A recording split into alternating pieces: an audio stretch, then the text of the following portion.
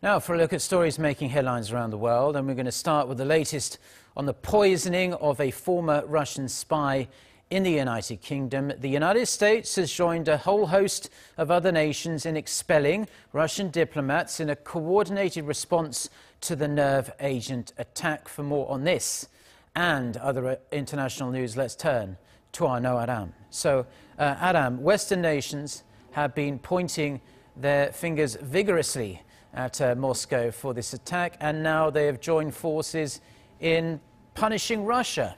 Yes, that's right, Mark. The US has banded together with several EU nations, as well as Canada and the Ukraine, timing their announcements within a few hours on Monday for maximum effect. Washington is expelling 60 Russian diplomats and intelligence officers, which is President Trump's strongest action against Russia since coming to office.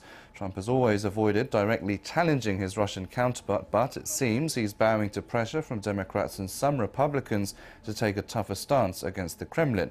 The 60 Russian diplomats are part of more than 100 of their colleagues from 20 other nations that have been told to leave their respective countries.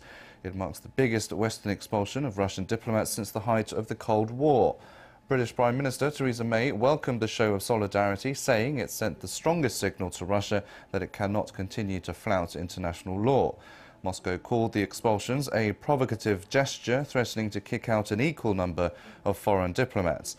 Russia's embassy in Washington also responded to a consulate closure in Seattle by asking its Twitter followers to vote which US consulate in Russia it should close.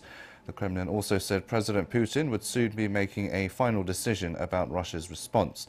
The UK and the European Union have said it is highly likely that Moscow was behind the poisoning of Sergei Skripal and his daughter in Salisbury earlier this month, but Moscow continues to deny involvement.